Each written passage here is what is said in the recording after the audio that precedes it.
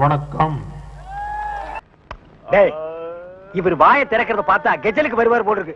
நீ தாளத்தட்டி கெடுத்துறாத. இன்று கோவே மான்கரம் வந்ததில் மகிழ்ச்சி. பாரதிய ஜனதா கட்சிக்கும் தமிழ் மொழிக்குமான உறவு எப்படி இருக்கிறது? இந்திய திணிச்சு தமிழ் மொழிய அழிக்க பாக்குறாரு. புதிய கல்விக் கொள்கையை கொண்டு வந்து குலக்கல்விய புகுத்த பாக்குறாரு. சமஸ்கிருதத்துக்கு வாரி வாரி நிதியை கொடுத்துட்டு தமிழ் மொழிக்கு நிதி ஒதுக்காம வஞ்சம் வைக்கிறாரு. எனக்கு தெரிஞ்ச அவர் தான் பிரதமர். மக்களை சந்திச்சீங்க, என்ன மனநிலையில இருக்கிறாங்க? மாற்றத்தை எதிர்பார்க்கறாங்க. மாற்றம்னா அப்ப இந்தியா கூட்டணி வரும்னு நினைக்கிறீங்களா?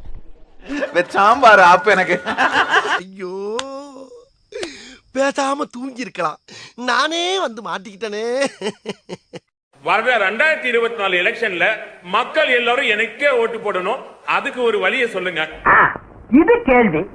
நல்ல கல்வியை கொடுத்தியா? இல்லைங்க, நானே ஒரு தற்கூரிங்க. இளைஞர்களுக்கு வேலை வாய்ப்பு இல்லைங்க, அதானிக்கு கான்ட்ராக்ட் தாங்க கொடுத்தேன். விவசாயிகளுக்கு ஏதாச்சும் நல்லது? இல்லைங்களே. விலைவாசியாவது குறைச்சியா?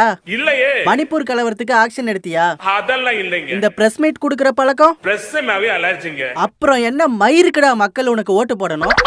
எந்தரா எந்தரா, இனிமே நின்ன நானே உன்னை விஷ வச்சு கொண்டுடுவேன்.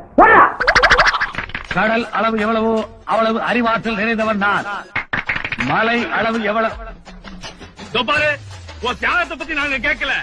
உன் பேச்சு அவ்வளவு நேரம் கேட்டுக்கிட்டு இருக்கும் பாரு, அதான் நாங்க பண்ற மிகப்பெரிய தியாகம். போய் உட்காரியா, மைக்கு கிடைச்சா முழுக்கிடுவே நீ. வளர்ச்சியடைந்த நாடுகள்.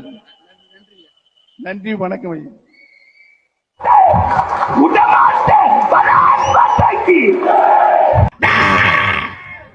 வாயில வாழைப்பழத்தை கூட்டத்துல ஆட்களே இல்ல அப்படின்றதுக்காக குழந்தைங்களை யூஸ் பண்ணிருக்காங்க. குழந்தைங்களை தேர்தல் பிரச்சாரத்துக்கு யூஸ் பண்ண கூடாது அப்படின்றது தேர்தல் விதிமுறை. ஆனா அந்த விதியை மீறி கூட்டமே இல்லன்ற ஒரே காரணத்துக்காக ஸ்கூல் யூனிஃபார்மோட குழந்தைங்களையும் டீச்சர்ஸையும் பிரச்சாரத்துக்காக பயன்படுத்திருக்காங்க. அபிராம் அபிராம் பாப்போ சாஹிப் பாப்போ சாஹிப் பாப்போ. அடுத்த லைன் தெரியல, அப்புறட்டா கட் பண்ண, அதே இடத்துல சுத்தாத. ஜான்ஸ் ரஸ்கின் அவர்களின் ஆல்பர்ட் ஐன்ஸ்டீன்.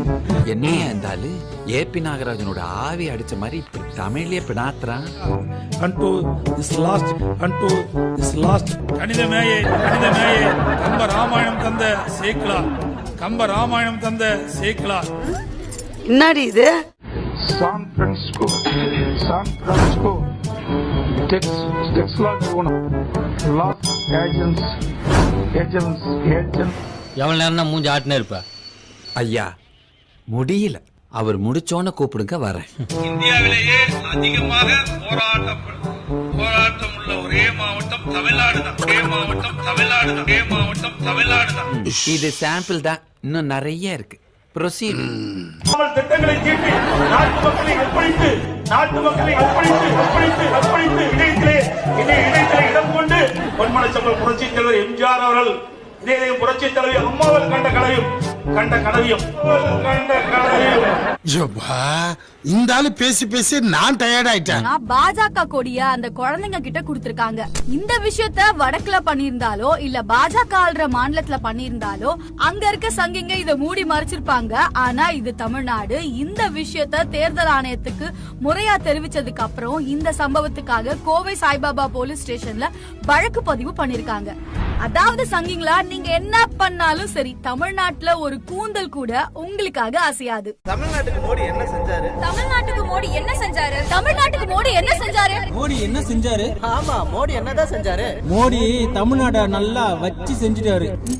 மோடி ஏதோ வார்டு கவுன்சிலர் மாதிரி வாரத்துக்கு 4 நாள் தமிழ்நாட்டுக்கு வர்றது, ரோட் ஷோன்னு வர்றது, ஸ்டேஜ் ஷோன்னு வர்றது, இதையெல்லாம் அதிகப்படுத்தணுங்க. ஏன்னா நாளைக்கு முழுசா தோத்த பிறகு இவங்க மோடி பிரச்சாரத்துக்கு இங்க சரியா வரல, அதனாலதான் தோத்துட்டோம் அப்படின்னு சொல்லி புதுசா கம்பி எல்லாம் கட்டுவாங்க. எவ்வளவு தடவை வராரோ அவ்வளவு தடவை வாங்கன்னு சொல்லிட்டு மிகப்பெரிய ஒரு தோல்வியை இந்த தமிழ்நாடு குடுத்துச்சுன்னா தான் இந்த அறவேக்காடு ஆடு மாதிரி இருக்கிற ஆட்கள்லாம் அடங்கி உட்காருவாங்க. ஒரு மனுஷன் எதையாவது பண்ணி முன்னுக்கு வரலாம்னு பார்த்தா கால் வைக்கிற இடமெல்லாம் கண்ணி விடி வைக்கிறாங்களே.